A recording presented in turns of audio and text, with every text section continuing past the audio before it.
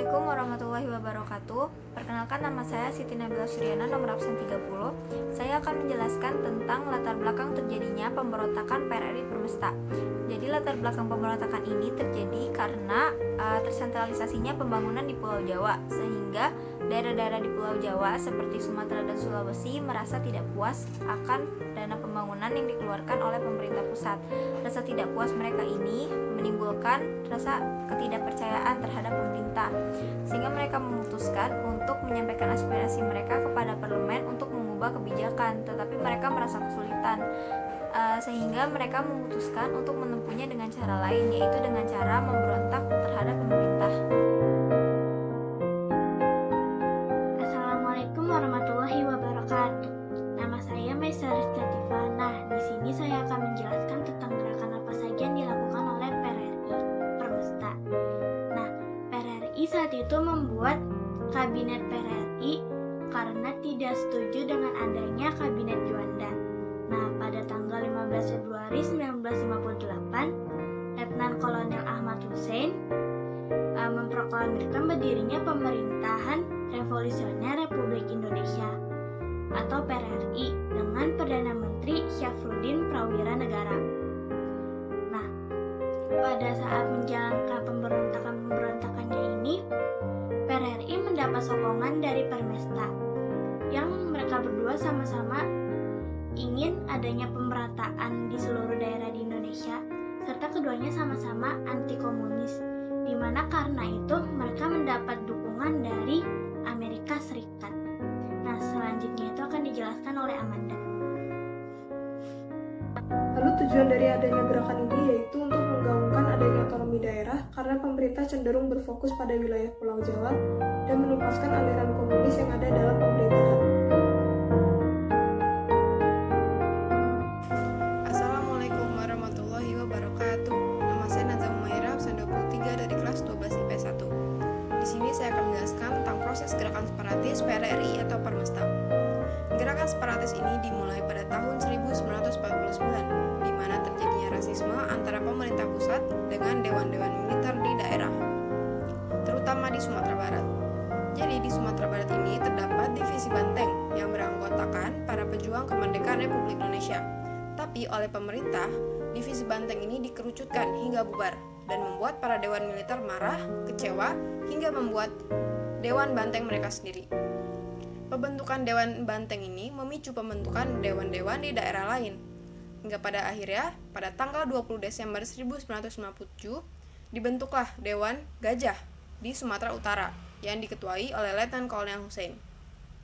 Lalu menyusul pada Januari 1957, terbentuk juga Dewan Garuda di Sumatera Selatan yang diketuai oleh Maludin Simbolon. Lalu pada tanggal 17 Februari 1957, terbentuk juga Dewan Manguni yang diketuai oleh Letnan Kolonel Venje Sumual di Manado. Nah, dari Dewan Manguni di Manado inilah mulai terjadi yang namanya Gerakan Permesta. Tepatnya pada tanggal 2 Maret 1957, dikeluarkan Deklarasi Permesta yang dibacakan langsung oleh Letnan Kolonel Venje Sumual yang berisi bahwa Gerakan Permesta ini resmi dimulai untuk memperjuangkan hak-hak yang ingin mereka capai bagi daerah mereka. Sekian dari saya. Wassalamualaikum warahmatullahi wabarakatuh. Nama saya Gracia dan di sini saya akan melanjutkan proses pergerakan separatis. Jadi pada tanggal 9 Januari 1958, tokoh militer dan sipil mengadakan pertemuan di Sungai Dareh. Nah, Sungai Dareh itu berada di Sumatera Barat. Nah, pertemuan tersebut itu menghasilkan sebuah piagam Jakarta dengan isi berupa tuntutan agar Presiden Soekarno bersedia kembali kepada kedudukan yang konstitusional, serta menghapus segala akibat dan tindakan yang melanggar Undang-Undang Dasar 1945 dan membuktikannya dengan kata dan perbuatan. Selanjutnya itu ada Letnan Kolonel Ahmad Hussein pada tanggal 15 Februari 1958. Ia memproklamirkan berdirinya Pemerintah Revolusioner Republik Indonesia atau PRRI dengan Perdana Menteri Syafruddin.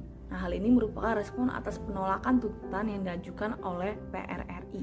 Pada saat dimulainya pembangunan pemerintahan, PRRI mendapat dukungan dari Permesta dan rakyat setempat.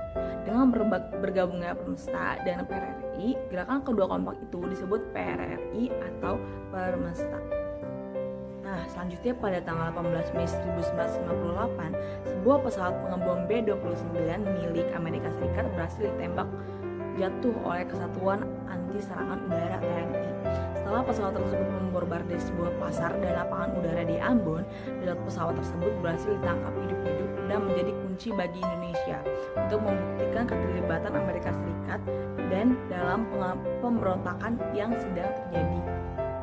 Dan pada akhirnya pemberontakan PRRI atau Permesta ini baru dapat diselesaikan pada bulan Agustus 1958, dan pada tahun 1961 pemerintah membuka kesempatan bagi sisa-sisa anggota Permesta untuk kembali ke Republik Indonesia. Tokoh yang pertama yaitu Syarifuddin Prawira Negara. Ia lahir di Serang, Banten pada tanggal 28 Februari 1911 dan meninggal di Jakarta pada 15 Februari 1989. Ia merupakan seorang pejuang kemerdekaan, menteri, gubernur Bank Indonesia, dan pernah menjabat sebagai ketua PDRI. Ia diberikan mandat oleh Soekarno pada saat pemerintahan Republik Indonesia jatuh ke tangan Belanda pada agresi militer Belanda pertama pada tanggal 19 Desember 1948. Ia kemudian menjadi Perdana Menteri bagi Kabinet Tandingan PRRI di Sumatera Tengah pada tahun 1958. Assalamualaikum warahmatullahi wabarakatuh. Nama saya Putri Melisa dari kelas 12 IPS 1 nomor absen 17. Sekarang saya akan membahas tentang salah satu tokoh PRRI selanjutnya, yaitu Muhammad Natsir.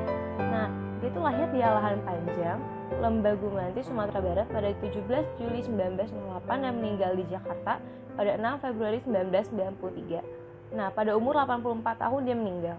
Dia adalah seorang ulama, politisi, dan pejuang kemerdekaan. Dia merupakan pendiri sekaligus pemimpin partai politik Masyumi. Lalu kalau misalnya ditanya apa hubungan Muhammad Natsir dengan PRRI? Nah, Muhammad Natsir itu mendalami Islam mengenai teologi atau tauhid. Nah, dia tuh berguru dengan beberapa tokoh Islam terkenal seperti Haji Agus Salim, Syekh Ahmad Sukarti, Cokro Aminoto, dan A.M. Sangaji.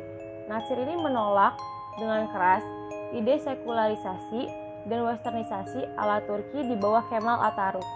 Nah, dia tuh mempertahankan ide kesatuan agama dan negaranya sendiri.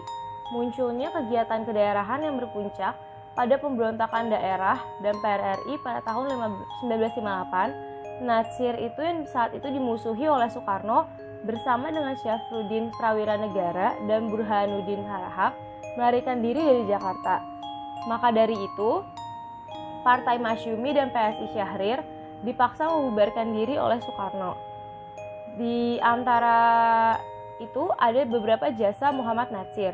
Di antaranya adalah ikut membantu pemulihan hubungan Indonesia dengan Malaysia.